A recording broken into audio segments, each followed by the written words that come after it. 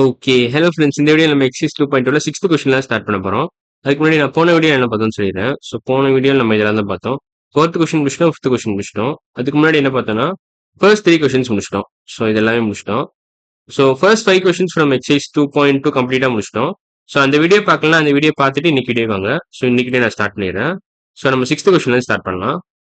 So if G is 3 and C is -1, what numbers are A and K வந்து நம்பர்லைன்னு கேட்குறாங்க. So இது வந்து நம்ம எப்படி அசீவ் பண்ணலாம்னா, ஒரு கேப் வந்து 1 யூனிட்னு வச்சுக்கலாம். So 1 gap equal to 1 unit. 1 gap equal to 1 unit நம்ம அசீவ் பண்ணிக்கலாம். 1 யூனிட். ஓகேவா? ஸோ இப்போ இந்த அசம்ஷனோட நம்ம ஸ்டார்ட் பண்ணலாம். ஸோ அப்போ இது என்னது வரும்? ஆக்சுவலாக C-1 என்ன அர்த்தம்? C-1 அதுக்கு பக்கத்தில் இருக்கிற நம்பர் என்ன? இமீடியட் ரைட் என்னது? 0. இப்போ D வந்து 0. ஸோ E வந்து 1, F 2, G வந்து 3, H வந்து 4, I வந்து 5, J வந்து 6, K வந்து 7. அதே மாதிரி இது B வந்து -2, A வந்து -3. அவ்வளவுதான். ஸோ கொஸ்டின் என்ன கேட்கறாங்க? What numbers are A and K தான் கேட்கறாங்க. A என்ன K என்னன்னு கேட்கறாங்க. So A equal to -3 and K equal to 7. So அதான் answer. So 6th question answer பார்த்தீங்கன்னா A equal to -3 and K equal to 7. A equal to -3 and K equal to 7. அவ்வளவுதான். So 6th கொஸ்டினோட answer இதான். 6th கொஸ்டினோட answer. ஓகேவா? So இப்போ நம்ம 7th question போலாம். 7th question போலாம். 7th question என்ன கொடுத்துருக்காங்க? Find the integers that are 4 units to the left of 0 and 2 units to the right of -3. So இதுக்கு நமக்கு நம்பர் லைன் தேவைப்படுது. ஸோ இந்த நம்பர் லைன் நம்ம காப்பி பண்ணிக்கலாம். அவ்வளோதான், காப்பி பண்ணியாச்சு. Ctrl+C, Ctrl+V, அவ்வளோதான். ஓகேவா? ஸோ என்ன கொஸ்டின் மறுபடியும் வாசிக்கிறேன். 4 units to the left of 0. 0லேருந்து 4 unit பின்னாடி போகணும். ஸோ இங்கே வருது, முட்டுறீங்க. 4 units left of 0னா -4. and 2 units to the left, right of -3. So -3லேருந்து 2 யூனிட் முன்னாடி போகணும். ரைட்னா முன்னாடி போறீங்க. ஸோ 1, 2. ஸோ -1 and -4 தான் answer. So first question 7th கொஸ்டினோட ஆன்சர் பார்த்தீங்கன்னா -1 and -4 தான். -4னா என்ன? 4 units to the left of 0. -1னா என்ன? 3 units to the right of -3. Sorry, 2 units to the right of -3. அதான் ஆன்சர். ஸோ -4 and -1 தான் ஆன்சர். -4 and -1. -4னா என்ன அர்த்தம்?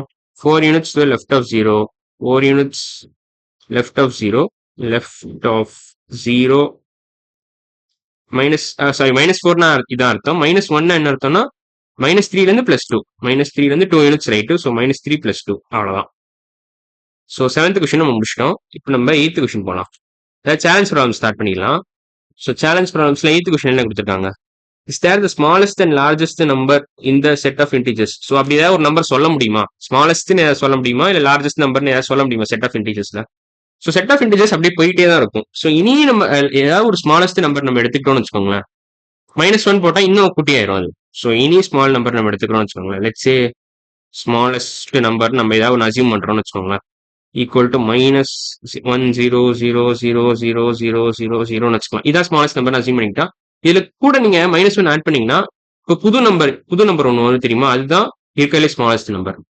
ஸோ இனி ஸ்மாலஸ்ட் நம்பர் நம்ம அசியூம் பண்ணாலும் சரி, -1 கூட ஆட் பண்ணாங்கன்னா அது புதுசா நமக்கு ஒரு ஸ்மாலஸ்ட் நம்பர் கிடைச்சிடும். ஸோ அது மாதிரி பிரச்சனை இருக்கு இதுல. அதே மாதிரி லார்ஜஸ்ட் நம்பருக்கும் அதே பிரச்சனை தான் வரும். ஸோ லார்ஜஸ்ட் நம்பர் நம்ம ஒன்று அசியூம் பண்ணிக்கிறோம்னு வச்சுக்கோங்களேன். லார்ஜஸ்ட் நம்பர் சப்போஸ் +1000000 நம்ம அசியூம் பண்ணிக்கிறோம். இதான் இருக்கிறதுல பெரிய லார்ஜ் நம்பர் நம்ம அசியூம் பண்ணிக்கிறோம். இதுல இருந்து +1 போட்டீங்கன்னா புதுசா ஒரு லார்ஜஸ்ட் நம்பர் கிடைச்சிடும். ஸோ நீங்க ஏதாவது ஒன்று அசியூம் பண்ணீங்கன்னா நீங்க +1 போட்டீங்கன்னா அதை விட பெருசா ஒரு நம்பர் கிடைக்கும். ஸோ அதான் பிரச்சனை இந்த ரெண்டுத்துலயுமே. அதே மாதிரி நீங்க ஏதாவது ஒரு ஸ்மாலஸ்ட் நம்பரை அசியூம் பண்ணா அதுதான் ஸ்மாலஸ்ட் நீங்க கிளைம் பண்ண முடியாது. ஏன்னா நீங்க -1 ஆட் பண்ணீங்கன்னா அதை விட குட்டியா ஒரு நம்பர் கிடைச்சிடும். ஸோ இந்த பிரச்சனை இருக்கிறதுனால நம்ம அப்படி ஒன்று கிடையாது. So is there smallest and largest number இந்த செட் ஆஃப் இன்டிஜர்ஸ்னா நோன்னு போடலாம். நோ, அவ்வளவுதான். ஆன்சர் வந்து நோ தான். ஸோ நம்ம அடுத்த கொஸ்டின் போகலாம். ஸோ இப்போ 9th கொஸ்டின் தான் கொடுத்துருக்காங்க. Look at the Celsius thermometer and answer the following questions. So what is the temperature that is shown in the thermometer? So இப்போ கரெக்டாக என்ன டெம்பரேச்சர் காட்டுதுன்னா -10ல குறிக்குது. -10 தான் காட்டுது. ஸோ கரெக்டாக இப்போ கிவன் டெம்பரேச்சர் வந்து -10 degrees Celsius. அவ்வளோதான். ஸோ நம்ம நெக்ஸ்ட் கொஸ்டின் போகலாம். அதாவது 9th கொஸ்டின்ல செகண்ட் பார்ட் போகலாம். Where will you mark the temperature 5 degrees Celsius below 0 degree Celsius in the thermometer? So 0 degree Celsius கீழே 5 டிகிரி போறீங்க. ஸோ 0 டிகிரி தான், இதான் 0 டிகிரிஸ். இதுல இருந்து கீழே 5 டிகிரி போனீங்கன்னா அந்த டெம்பரேச்சர் என்னன்னு கூப்பிடுவோம் நம்ம? -5 டிகிரி செல்சியஸ் அப்படின்னு தான் கூப்பிடுவோம். ஸோ 0 டிகிரி செல்சியஸ் இருக்குன்னு வச்சுக்கோங்களேன். நான் இங்கே விஷுவலாக வரைகிறேன். ஸோ சப்போஸ் இதுதான் 0 டிகிரி செல்சியஸ் இந்த பாயிண்ட் தான். இதுலேருந்து கீழே நீங்கள் 5 டிகிரி போறீங்க, 5 டிகிரிஸ் போறீங்க, 5 டிகிரி செல்சியஸ் போறீங்க. அப்போ இந்த பாயிண்ட் நம்ம எப்படி இண்டிகேட் பண்ணலாம்? -5 டிகிரி செல்சியஸ்னு இண்டிகேட் பண்ணலாம். So answer for 9th question second part வந்து -5 degree Celsius. So -5 degree Celsius அவ்வளோதான். இப்போ 9th கொஸ்டின்ல நம்ம தேர்ட் பார்ட் போகலாம். What will be the temperature if 10 degree Celsius is reduce from the temperature shown in the thermometer? So இப்போ கரெக்டாக -10 காமிக்குது தெர்மோமீட்டர்ல. இதுல இருந்து நீங்க 10 டிகிரிஸ் குறைக்கிறீங்க. ஸோ -10 டிகிரி செல்சியஸ்ல இருந்து நீங்க 10 டிகிரி குறைக்கிறீங்க டெம்பரேச்சர்.